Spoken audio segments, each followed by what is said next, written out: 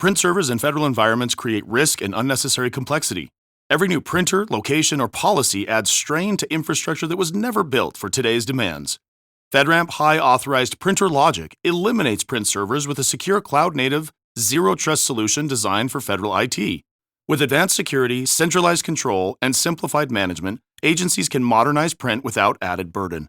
See what secure serverless printing looks like. Visit Vasion.com to learn more. Federal Drive is presented by GEHA, Government Employees Health Association, proudly providing health and dental benefits to federal employees and their families. Visit GEHA.com. And now, the Federal Drive with Terry Gerton, sponsored by GEHA. Welcome to the Federal Drive on Federal News Network. It's Thursday, August 20th. I'm your host, Terry Gerton, and I'm glad you're here. Coming up on this hour of the Federal Drive, for years, cyber defenders have assumed they had time to react. What happens when artificial intelligence starts shrinking that window? Plus, a lot of things are being called autonomous these days, but what's the difference between a machine that follows instructions and one that can handle something unexpected? Those stories and much more ahead during this hour of the Federal Drive. We begin with this. The Ability One program is coming under new scrutiny for allegedly skirting the Buy American Act and other federal acquisition regulations. The General Services Administration is asking the Commission and its partners like the National Industries for the Blind to submit a report by mid-November detailing how they're ensuring they are following federal acquisition laws and regulations. Federal News Network's executive editor, Jason Miller, joins me now to discuss GSA's concerns and what the Ability One Commission is doing about them. Jason, great to have you. Thanks, Terry. What really are the root issues here? What is GSA's concern? The Ability One Commission has been around really since the 1930s. It got updated, the kind of regulations and rules around it in the 70s. And really, in many ways, Terry, this is a jobs program. This is a group of nonprofits, more than 100, that are kind of together under the Ability One Commission, providing jobs and manufacturing jobs and service jobs for people with disabilities, whether they're blind or they have other sorts of disabilities, they're in a wheelchair, or they have some learning disabilities. That this is a jobs program in many ways, and for many years this has also been a mandatory source. So if you're going to buy certain products, like pens is a very obvious one that we've all probably heard about, you have to buy pens from the Ability One folks who provide it. And if you don't, there's got to be a reason why. And what GSA is worried about is whether or not the products being sold through the GSA schedule that is being provided by the Ability One Commission and their partners is meeting the Buy American Act. Are they American made? Are they domestically sourced? And if they're not Buy American Act, do they have the right waivers? And is the country of origin part of that idea of, okay, does it meet the Trade Agreements Act? And are they country of origin coming from other places that we are friends and allies? And what GSA is very concerned about is that they're finding products that are listed on GSA platforms like the schedules as, quote unquote, essentially the same. And that's a policy that allows the Ability One to replace American-made products with other products that potentially are foreign sourced. And GSA is concerned that those foreign sources are China and other nations that necessarily are not as friendly to Americans. And obviously, this administration specifically has been very focused on the Made in America, the Buy American Act. And I think that's really what's driving this concern. And there's been a few examples that GSA points out in their letter to the Ability One where they say, hey, here's a product where the country of origin is clear that it was made in China or was made in Thailand or made in Taiwan. And to them, that's not appropriate when there are American made. And if there aren't American made, then why aren't you using those? And if they're not, what kind of waiver do you have? And then again, the other big concern GSA has highlighted in their letter is the country of origin says USA when in fact the country of origin is not. So I think they're asking for more details and more insights in terms of how's the Ability One Commission and its partners assuring that these products are indeed a country of origin, the USA, and or made in America. It seems like if this is a jobs program for people to be making things in America, that would be what Ability One would be selling. So what exactly is GSA asking them to report on? The commission has a deadline of November 12th to really kind of fill out, do a review and submit a report to GSA. And what this report will focus on is, okay, look at all the items you sell that you're putting on GSA Advantage in the schedules and make sure that they're listed accurately and correct the country of origin. and as well as use the Federal Acquisition Services Verified Product Portal. Make sure those two, it's one for one. Everyone's on the same page. And then any product that has an accurate country of origin that are currently certified, and make sure that they're not labeled NA or ZZ. So basically, make sure that they're properly labeled if they are accurate. And then discuss how the Commission will complete continuous reviews to make sure they're consistently meeting Buy American, country of origin standards, and those regulations that are around that. And I think what GSA is saying here is we need to see that you guys are not just checking the box, not saying it's important, really kind of putting down the processes in place to ensure that these goals, these regulations, these laws are paid attention to in a manner not just once a year, but all the time. Do you have an idea, Jason, of how big of a problem this is for GSA, either in total sales or total quantity or something like that? It's hard to say exactly how big this is because the Ability One Commission and its partners, the amount of money that goes through them is not a whole lot. I did some back of the tablecloth math here. And if you look at, for instance, Terry, the total procurement, which is about $793 billion in contracts in fiscal 2025 for products and services. This is according to the Government Accountability Office. And remember, not everything is going to go through the Ability One Commission. But if you just look at how much they sold, which is about $4.7 billion, and you do the math, the Ability One Commission is about 0.59%, or just under 6.6% of the total program for total acquisition. And so it's hard to say how much money is really flowing through it. How much of a problem is it? Now, GSA will say they've done kind of an audit of themselves, and they found enough that is concerning. There's been some False Claims Act cases. They point to a 2021 case out of a Connecticut-based Ability One nonprofit called CW Resources that paid $600,000 to resolve a False Claims Act allegation that they were falsifying their annual certifications, claiming compliance with certain requirements under Ability One that they have to meet. So GSA has kind of these one-offs saying, hey, we feel like there's enough evidence that says this is a big enough problem that we want you guys to address it. Now, again, there's a lot of products on GSA's list, and they've been working hard, I would say, for more than a decade to really, through the Verified Products Portal, to address these Buy American Act, these domestic sourcing issues, not just from the Ability One, Terry, but really from across all products and service providers. And are you meeting the goals like you should be meeting them? Now, I talked to a former federal official who is very familiar with the Ability One Commission and the work that they do. And they feel like this is really just an attack on the Ability One program. They believe that this is being pushed by some political appointees in the Trump administration because this is not, one, a new problem, and two, this is a problem that they've been trying to address for many, many years. So to write the letter now seems to be placing a very bright spotlight on a problem that has been trying to be addressed for many years. So, Jason, this letter and the report that Ability One will give back, is that sort of going to answer the mail, or is there more going on here? I think there's more going on here. I think there is a lot of folks in the Trump administration, or at least some, who believe that the Ability One Commission is a big problem. I've been told that the National Council on Disability, which co-signed this letter, has been, if you will, anti the Ability One Commission, or not in favor of the Ability One Commission for some time. Ever since 2020, they've really been pushing to get kind of rid of the Ability One program.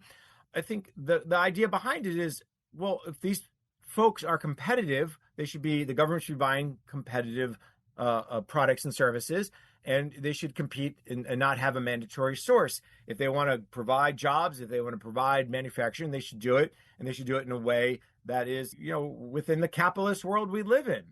At the same time, I think the bigger question around this is there's been a lot of support for the Ability One Commission and the things they do, the jobs program that it provides. And, they're providing people with disabilities who may not get access to work in other places, important jobs. They're providing important training for them.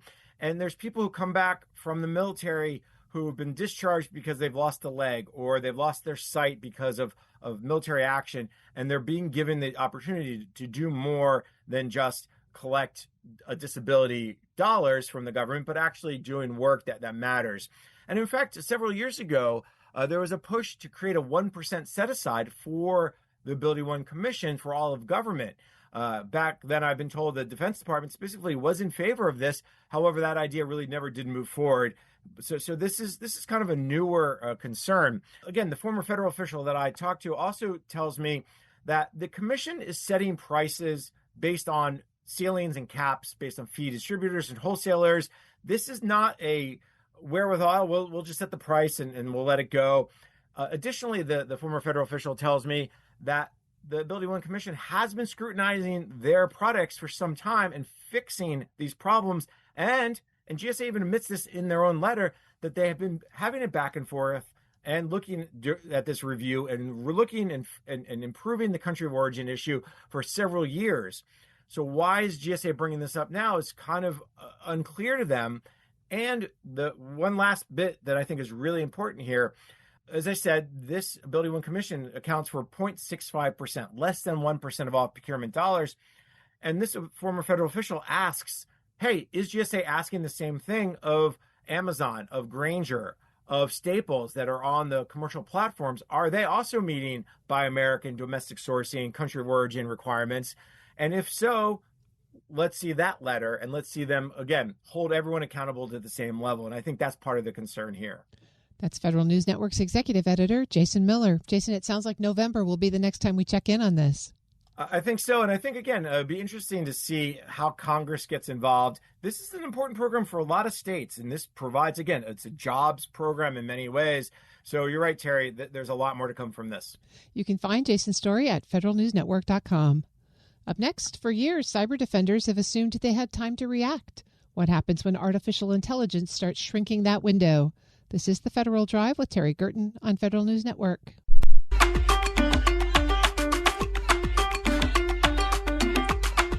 Welcome back to The Federal Drive with Terry Gerton on Federal News Network. Artificial intelligence has been part of the cybersecurity conversation for years, but a new report suggests AI may be moving beyond helping attackers and beginning to perform meaningful portions of cyber operations itself. That has implications for how quickly agencies must detect, patch, and respond to threats. Federal News Network's Eric White spoke with Glenn Deskin, head of engineering at Checkpoint Software Technologies. Cybersecurity reports warning about AI-assisted attacks now for a while. Your team seems to have found another report of one that is meaningfully different than another example of hackers using new tools. We obviously, the big one making headlines was OpenAI, AI system hacking into a rival company. This one is a big deal, though, because it's hacking into government networks, all AI doing it by itself, which would be a very, very big deal. Why don't you just take me back to the beginning of what you all found here? Yeah. So as you mentioned, the AI tools and AI agents that are being instructed to, do certain tasks, generally do those tasks to the best of their ability. And even that means going outside the boundaries of what was initially defined is where we kind of have those challenges. We don't always consider all of the options, but, AI being what it is, has the ability to think outside of our typical box of the things that we consider. So it was able to accomplish tasks and break out and use different methods that it wasn't necessarily instructed specifically to do, but it's creative and finds ways to do what it needs to get done, ultimately with the goal of accomplishing its task, number one, regardless of how that's done. So what it looks like is somebody instructed this AI tool to go after these government networks. What kinds of evidence did you all find of this, that, it was seen commercial AI tools were utilized in that way, going after multiple Mexican government agencies? So let me catch up on the details there. One operator was able to use these AI tools, which then expanded and breached, into multiple government agencies, and then being able to extract multiple citizen records, I think is the one you're referring to. So this is the Mexican government situation there. A certain number of instructions that it was given was actually multiplied. So I think the number was somewhere around 1,000 instructions that were, initially, given to this tool, which it then expanded, created other agents, and was able to use, thousands of other instructions that, went along with, again, accomplishing its task. it used different pen testing methodologies and was able to actually break through and gain access to these things, that it was not initially told to do. So is the human footprint on all of this just the original instruction and then the AI sort of just took it away? Yes, yeah, and that's the challenge. It's multiplied, right? So I guess the nugget here is that we talk about AI being a force multiplier, and it's doing exactly that. So it's multiplying itself in its capabilities to accomplish its task. So given a single instruction that says maybe test this specific function for a vulnerability, it will expand upon that and ultimately initiate other tasks, other agents, other mechanisms in order to accomplish it. So the full force multiplier concept here not only applies to how AI is being utilized, in good ways for, users being able to do more work. The same holds true for how it's accomplishing other tasks, and in this case, ways that we didn't expect. We're speaking here with Glenn Deskin, the head of engineering for Checkpoint Software Technologies. Yeah, at a certain point, are we going to stop describing AI as that assistant or force multiplier and start treating it as an operational participant in cyber operations? Is it just going to be a factor that always has to be on the minds of cyber regulators, cybersecurity protectors, white hat hackers, all those folks? I think we're there. It's a case where things are moving at the speed of, at machine speed, say, or we call it the speed of AI. So it's become a necessity and no longer an option. When we talk to customers about being a little hesitant to utilizing AI tools to make certain decisions in terms of, let's say, security prevention, a lot of customers are hesitant to have it make decisions, but I think we're past that point now, as seen by some of these events recently. You talked about the one from OpenAI in this particular government situation. So knowing that these things are happening within minutes or even shorter time frames and at a larger, greater capacity, we don't really have a choice. So I think it's inherent that these things are here to stay, and we need to really wrap our arms around the use of these and gaining the trust and building that trust, over the usage and, being able to confidently allow them within our environments for the use of preventing all of the malicious activity. Yeah, you're not making the job of a federal cyber leader sound any easier. What is an assumption about cyber defense that becomes dangerous if AI can dramatically reduce the amount of people and time it takes to mount one of these attacks? How do you even go about stopping it? I mean, what's your first step? Well, the first step is to utilize, there's a bit of a process, right? First step is utilizing it to do analysis, understanding. So absorbing these, mountains of information or, tons of log information, which is, humanly difficult and challenging, even without AI, assisted attacks. So using it for that, to help shrink that down, to present the most important elements that we need to investigate or look at. And then next, allowing it to make certain decisions that we have approved as perhaps less impactful. And then we move to full autonomy where we're not even in the loop. Maybe there's, what we call human on the loop. We're monitoring and we have the ability to roll back. So that entire process helps us to build the trust, but also work at that speed that we need in utilizing these tools for our defense. So building that trust. I think the number one thing that folks are concerned with is allowing it to make changes that could be impactful to, say, our production environments. If it accidentally changes a policy that blocks access to things, that's a fear. It disrupts business. And I think that's where we need to work up to trusting it to make the right decisions, but giving it the right parameters to make good decisions. Yeah, forgive me if I'm oversimplifying it a little bit, but are there, certain restrictor plates that can be put into gear here when these large language models are created, or is it the kind of thing where anybody can really make one, so there's not really anything that any regulator can do, no matter how draconian the regulation could be? Yeah, I think there are methods that can be utilized. One of the challenges with AI agents in these cases that we just discussed is the identity of these things. The identity, initially it's utilizing the privileges from which it was originally executed or initiated. So we need to work with identity systems where we can now have these agents have authentication mechanisms and utilize cryptographic authentication and various different methods so that we can place role-based access around these agents as they're brought up into, so as these things are spawned and we can't control the login of each individual agent. We've got to have these methods in place that we can build a model around and control their access. Treat them like a youngling that you don't want to grow up from a bad seed, right?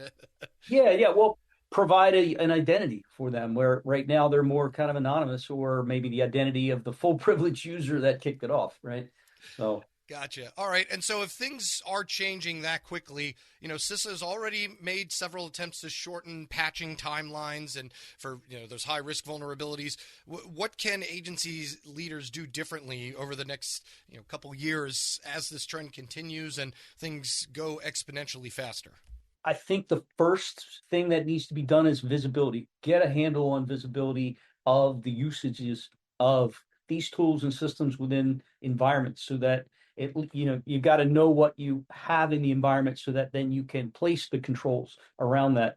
A discovery. I think most organizations are challenged with that. There are, I forget the exact number, but there, X number of AI tools per user in an organization, and most of those are unknown to the organization.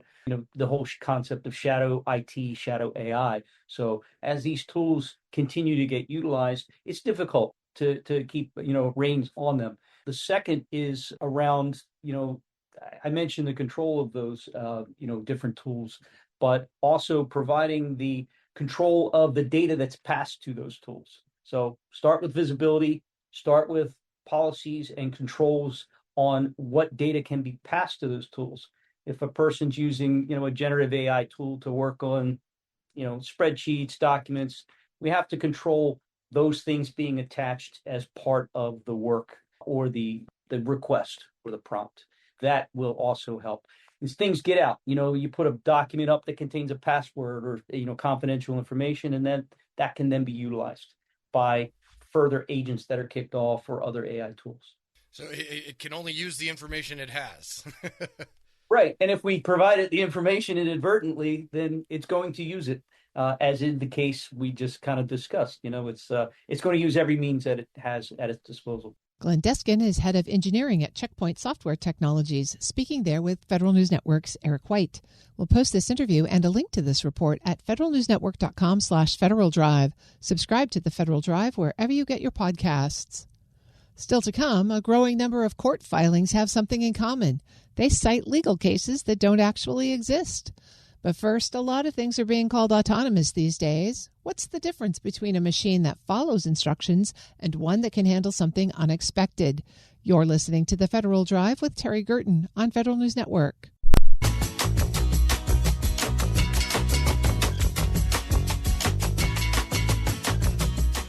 Welcome back to The Federal Drive with Terry Gerton on Federal News Network. As the military invests in drones and robotic systems, one question keeps surfacing. How much can those systems really do without human direction? The answer has implications for procurement, operations, and expectations about what technology can deliver. Federal News Network's Eric White spoke with Ben Wolf, CEO and co-founder of Paladine AI. And that AI is what we are talking about today. And as somebody who has been bombarded with buzzword pitches over the past maybe 4 or 5 years or so, I have to say whoever wrote this particular one was kind of a breath of fresh air, hearing that, talking more about the limitations of this technology rather than just spouting off all this stuff that it's not necessarily capable of doing yet. So why don't we kind of just start where you stand currently on what you think all this is going and what are the autonomy standards that everyone is operating within, even if they might be expanding upon them when they're, making those pitches to media's entities and government contractors. Sure. So first off, I think about the world of AI really being divided into two different buckets. One is the kind of AI that you and I might be using on a daily basis, where we're asking questions of this artificial intelligence set of algorithms. That those algorithms have access to massive amounts of data, and we use those agents to be able to help us make better decisions as human beings. So it's a knowledge-based type of AI. And that's not what we do. That's probably what 95% of the AI companies out there do, but that's not what we do. What we do is we deal with algorithms that sit on machines that enable those machines to be able to interact with the real world. So think about the kind of AI that might be in a self-driving car or in an autonomous plane. That's the kind of physical world embodied AI that we do. And so your question was, where are we today with that? We currently have our AI flying on drones that allows the drone to identify what's going on in its environment, to perceive through its sensors what's going on the battlefield, for example, and then to make adjustments in real time without requiring human direction or input to be able to evolve and change and adapt to what's going on the battlefield. So we're taking a machine that is otherwise remote controlled, meaning it's being managed by a human operator, and we're enabling that human operator to not have to focus on each and every adjustment or movement of the aircraft, and instead allowing a single drone to truly become fully autonomous, to be self-driving, if you will, based on the inputs from the environment. And then we take it a step further, and we allow multiple drones from different manufacturers, relying on our software, to be able to communicate and collaborate with one another so that all of the knowledge across all of the drones is shared among the drones, and the drones as a swarm can then respond in real time to what's happening. So you're talking about reading and reacting. As far as the reaction portion of it, what is the role then in humans interacting with it and reacting to those reactions? I mean, how do you determine how far you want to let it go on its own when it is making those necessary adjustments that you described? So our system is flexible enough that the humans can intervene whenever they want to. So what the human does is the human first defines the mission parameters up front, determines which drones will be launched as part of a swarm, and then the human can observe the input and data coming off of every one of the drones and how they're actually functioning. A really clear example that we build in is if we're talking about a kinetic solution, where the drone will actually not just be observing, but will actually interact on a kinetic basis. That ultimate decision to strike a target is always left to the human. But beyond that, we can define any number of parameters, requirements, or conditions that require human engagement and interaction, and in effect, a supervisory role from the human. That can be defined in advance when the mission is first planned and set. All right, so then $1,000,000 question, is that true automation? I mean, how many levels of it can you actually get to when you're saying, oh, it's automation, it's automated, but the human's always making the decision? Achieving that true automation in probably most people's minds is, I turn it, it's a crock pot. I set it and forget it. Yeah. Is that ever going to be achievable for something that, particularly on the tactical edge during a war? Is that something we want even? So first of all, there's a distinction between automation and autonomy. The way we think about that is automation it's pre-programmed by the human, and the machine goes off and does it without variation. So it can't respond in automation. It can't respond to what's going on in the environment because it's a set it and forget it. You pre-program flight paths or waypoints, and you set it and forget it, and that's done. That's true automation. That's not what we do. We do autonomy, where the machine itself makes decisions, not based on human input, but it makes decisions based on what it's understanding about the environment in which it's operating. So that's autonomy. We are true autonomy. So then you ask the question, is that something we want? Is true autonomy something that we want, and where do you draw the line? From a technology perspective, we enable 100% true autonomy. It's up to the human operator to decide when does the human want to put the brakes on. So our technology is fully autonomous.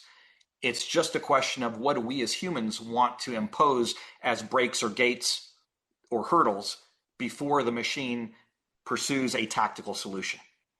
Gotcha. Okay. And So looking towards the future, what is the capabilities of newer technologies coming on, and are we being sold some overestimation then when most people are talking about automation, but they're not? But it's almost as if they're tricking, consumers, investors, all those people with thinking that they're selling autonomy, but they're actually selling automation. I think that's a very valid point. And the problem, of course, is we don't have a lot of common standards that have definitional rigor. So yes, a lot of companies talk about autonomy, autonomous this, autonomous that. And in reality, they're either talking about unmanned or they're talking about automation, but they're really not describing full autonomy. And that's one of the things that I think it's really important for everybody to understand. There's remote controlled unmanned systems.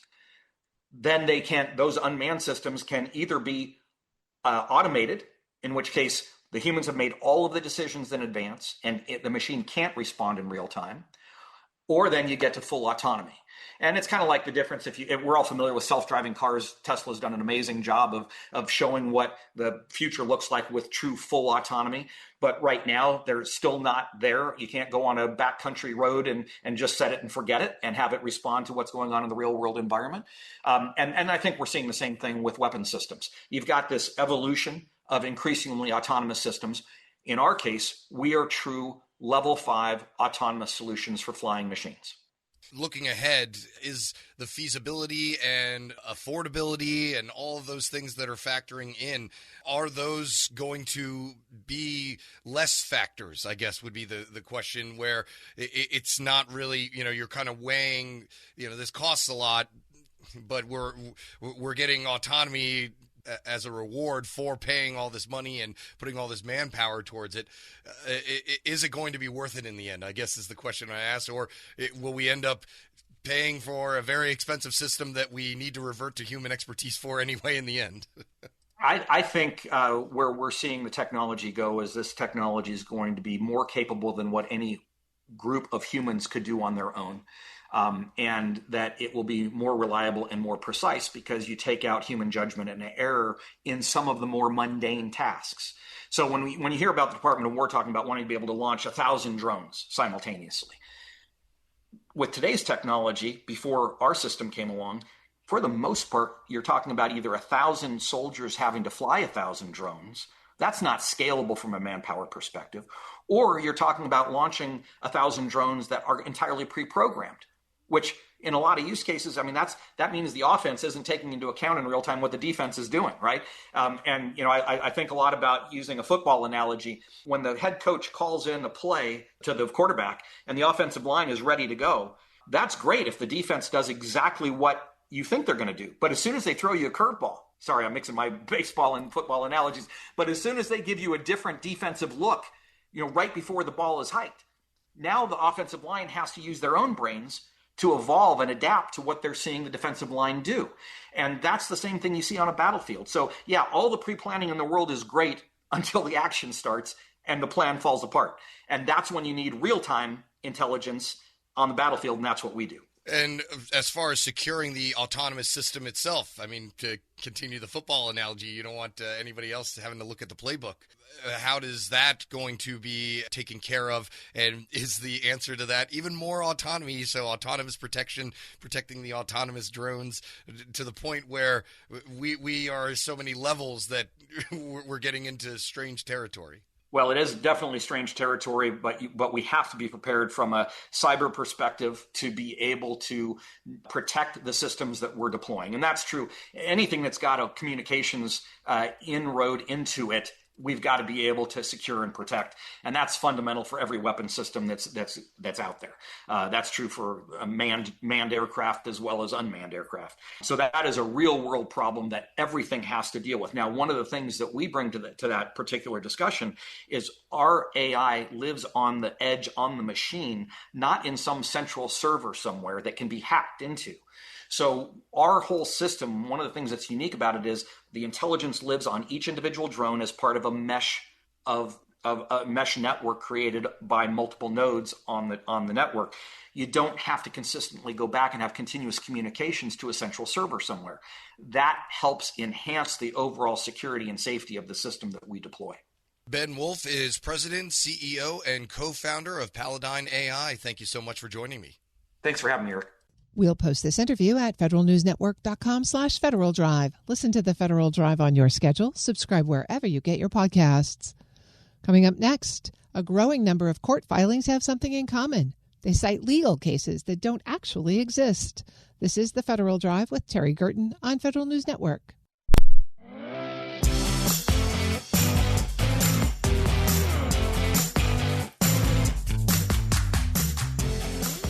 Welcome back to the Federal Drive with Terry Gerton on Federal News Network. Artificial intelligence can help lawyers research and draft legal filings, but courts are increasingly confronting a basic question. What happens when a lawyer trusts the technology and the technology gets it wrong? Judges have made clear that responsibility still rests with the lawyer. Here with more is Crawford Appleby of Wisner Baum. Crawford, thank you so much for joining me. Thanks, Terry. I'm happy to be here.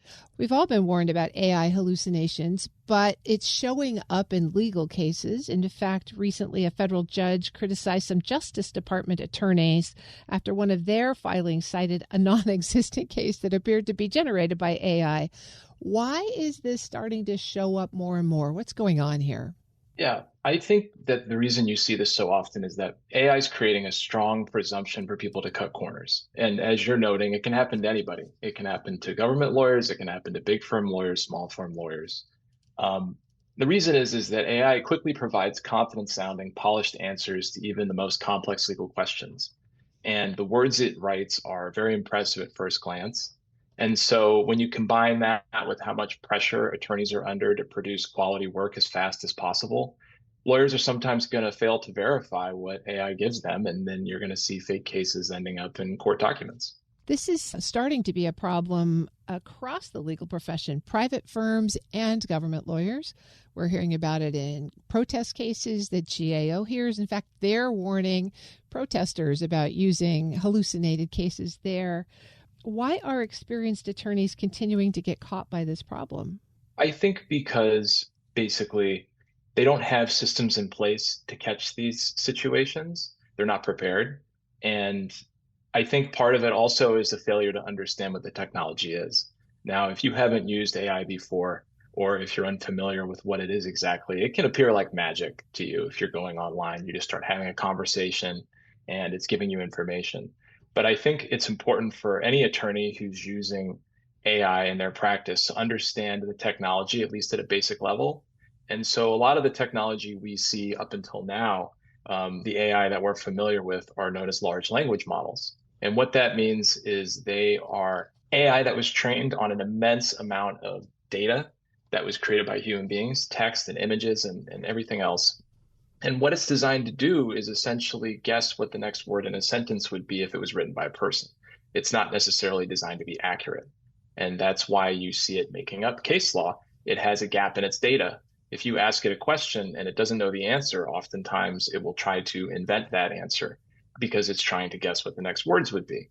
And so it'll create a fake case, or it'll reference a real case for something that it doesn't say, or try to quote a real case for something it doesn't say, or even just, basically misrepresent a real case and things that are said in a real case.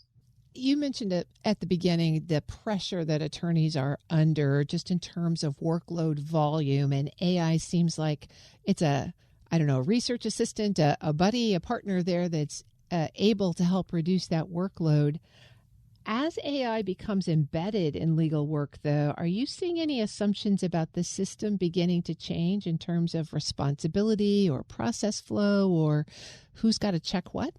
Yeah, I think that the technology is improving and there are tools that are being added all the time. For example, many of the better known AI tools are incorporating something called deep research, which is, I have found through my personal use with it, to be more accurate in terms of pulling up relevant case law when you're doing legal research. And so that can be a useful tool. But again, I believe right now that the cure for AI hallucinations is human verification. So what every attorney needs to do is, if they are going to work with AI, incorporate it into their practice, they need to make sure that all the output they're receiving, facts, law, anything at all, is going to be verified every time they get something and they're planning to use it.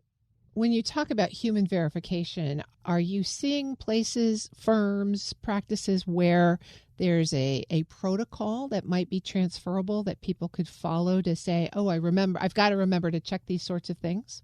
Yeah, I can't speak to other firms generally about what their internal policies are. I have been to some AI, an AI conference recently in New York City where some firms were sharing how they dealt with AI in their knowledge management space. But I will say that, at our firm, we have a policy about what AI tools are approved for use. We have firm accounts, and we have an AI policy that everyone's familiar with. And so essentially what I like to say about it is this, it sounds counterintuitive. If someone says, oh, well, if AI is going to produce something for me that I can't trust, then what's the point in using it? I'm not saving any time. Well, the truth is that if it were to take you 30 minutes to write a paragraph for some legal document, and AI can produce something similar in a couple of minutes, well, how long is it going to take you to verify all the law and facts in that paragraph? Maybe 5-10 minutes, right? If you're familiar with the case, you know what you're doing. You just saved yourself 20 minutes. So the real good use of AI at the moment in law practice is a long game. It's about shaving minutes off an hour, hours off a day, hours off a week. Crawford Appleby is a partner at Wisner Baum. Crawford, do you think the trend here is that we rolled out these new tools? Nobody was quite sure what they were going to generate. We saw a lot of these hallucinations. People have been warned now. Are you starting to see a return to normalcy here as people get into the verification habit? I hope so. I don't know if we're seeing any less often hallucinated cases showing up as we see. And in that database that's available online, it's over 1,800 at the moment in terms of what's been caught and what's been noted. I'm sure there's a fair amount of situations that have not been caught or noted, which actually is more frightening to me because they could end up in a court order if the court's not catching them and no one else is. And so that's, an increased danger. But I'm hoping that folks will start to really accept verification and really start to understand the technology so that this will start to decrease and not increase. You mentioned the courts. Perhaps the thinking along these has been along these lines is like, well, if a lawyer makes a mistake in filing a case, at least the courts will catch it. Do the courts have that capacity? Can they be a reliable backstop here? I would say that we all hope so, that the courts would be held to a higher standard than the attorneys. But I don't think we can be 100% sure that that's always going to happen. I think the courts and their staff, judges and their staff can make mistakes just like anybody else. No one's immune to AI hallucinations. One of the other challenges here is that the AI, especially when it comes to legal matters, can be seen as such a time saver for small businesses who may not have a staff attorney, and they might use AI to support some of their activities. They don't have that check and balance capacity. Are there tools that you'd want them to be thinking about to make sure that as they use AI kind of as that staff augmentation, they're not generating hallucinations? So the first thing I would say is that I really would strongly recommend that small businesses and folks who are planning to use AI don't try to use it for anything legal related. There's two reasons for that. The first one is that it may give you very polished, confident answers that are 100% wrong. And there's no way for you to know because you don't have access to, say, a legitimate legal database information like a Westlaw or a Lexis usually. That's usually something a firm is going to have access to and not a small business because it's expensive. The other reason is that folks don't realize that when they are having a conversation with AI and it's about law, and if they were having that conversation with an attorney, that would be covered by the attorney-client privilege and it would be confidential. But if you were having that with an AI chatbot, everything, all the data that you're giving and all the information you're sharing, that's not protected in any way. And we've already seen courts rule on that and tell folks that in some orders not long ago. As you think about this going forward, do you see the legal profession creating new standards around research drafting and case drafting to help address this issue of AI hallucination? Yeah, I wouldn't be surprised if you see some model ethical rules come out in the next year or two that are about AI use specifically. There's already a duty of competency that attorneys are subject to that covers technology, but I think that this is a special thing that's happening. And in fact, you're already seeing courts issue what are called local rules, which means in my courtroom, this is how it goes. Judges have a certain amount of leeway to do that. And they're issuing their own AI rules where they, for example, ask attorneys to verify whether or not they've used AI in drafting documents, whether or not they've verified what's in their legal documents if they have used AI.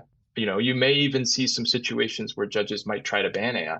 But I think the problem with that, and this goes for law firms as well, is that when you try to ban something that's inevitable, you're just going to drive it underground. And at that point, you're going to lose the ability to supervise and regulate something that really does need to be supervised and regulated highly. So it sounds like in the near term, the responsibility resolves back to the submitting attorney to make sure that whatever is in that case is accurate and correct. That's correct. The attorneys, they're subject to an ethical rule called the duty of candor to the tribunal. And essentially what that means is you can't make things up that you tell the court. And that goes for facts and that goes for law as well. And so in some of the orders that you've seen with attorneys being, getting in trouble with the court for filing fake cases and information, that's been brought up as being violated in that situation. And so every time you file something, whether it's with the court at the federal or the state level, you're going to be subject to that duty. In federal court, you could be subject to Rule 11 sanctions for making something up. And so there's risk there. Crawford Appleby is a partner at Wisner Baum. Crawford, I really appreciate you walking through this with us today and raising our level of awareness. Thank you so much for having me. It was fun to be on here. We'll post this interview at federalnewsnetwork.com/Federal Drive. Subscribe to the Federal Drive wherever you get your podcasts. A new lawsuit argues the Office of Personnel Management has failed to update its guidance for over a year, despite the Supreme Court ruling that clarified that reservists called to active duty during a national emergency are entitled to the difference between their civilian and military pay. Federal News Network's Anastasia Obis is here with more details. Anastasia, thanks for joining me. Hi, Terry. Walk us through this lawsuit. What's it really all about?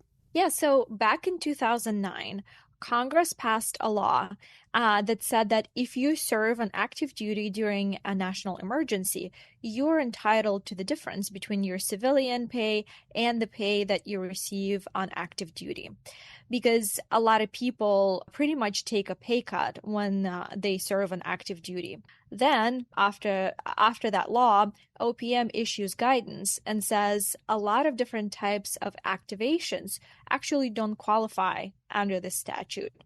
So for a very long time, only a small amount of people were able to get this pay differential. But then there was a case, and we talked about it, Feliciano versus the Department of Transportation, that went all the way to the Supreme Court.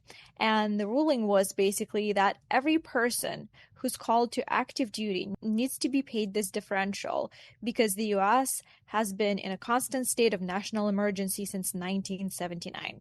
The Supreme Court in their filings also said that OPM would need to update their policy guidance to reflect the Supreme Court's decision. It's been more than a year since that ruling. It's been 15 months, and OPM still hasn't updated its guidance. And now government agencies are pretty much denying people their differential pay, saying that they can't pay it until OPM changes its regulation. So this new lawsuit is brought by Marcus Calicelli. He actually, before this lawsuit and before Feliciano versus Department of Transportation, he was successful getting his pay through a different lawsuit.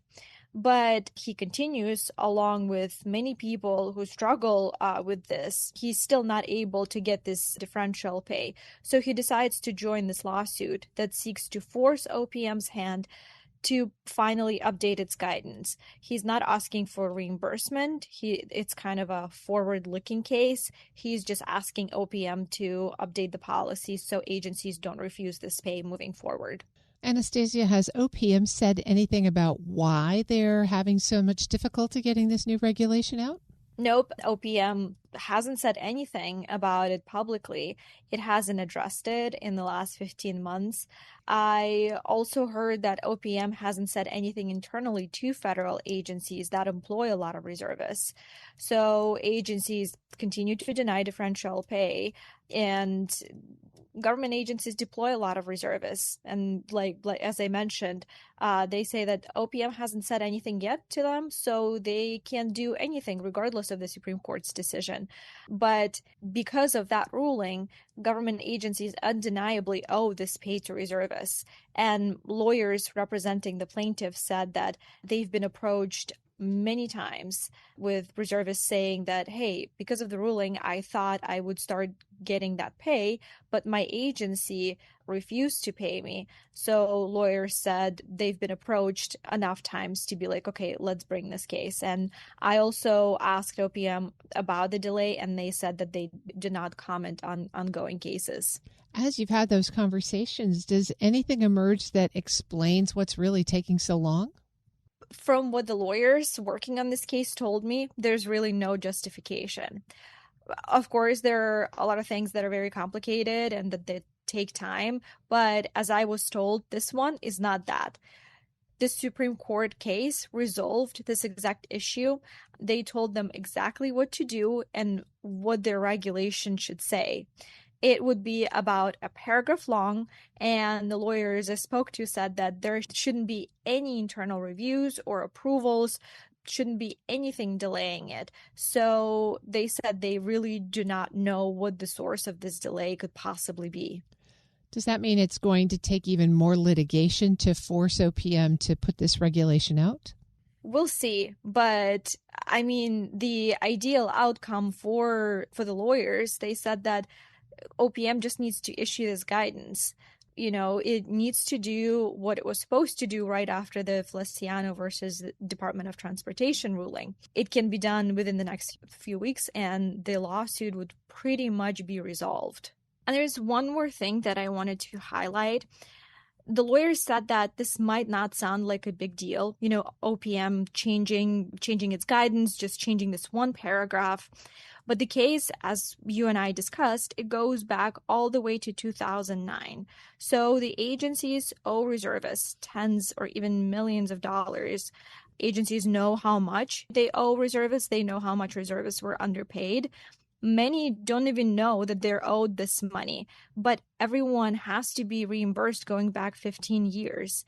So it matters for all the reservists that didn't get their pay for the last 15 years, and also for all the civilians going on active duty moving forward. That's Federal News Network's Anastasia Obis. Anastasia, thanks for bringing us this really important story. Thank you, Terry. You can find her story at federalnewsnetwork.com. The Federal Drive with Terry Gerton is produced by Eric White and Michelle Sandiford. Our web editor is Stephanie Wright. For the latest updates, stay with federalnewsnetwork.com or follow us on Facebook, YouTube, and LinkedIn. I'm Terry Gerton. Thanks for listening.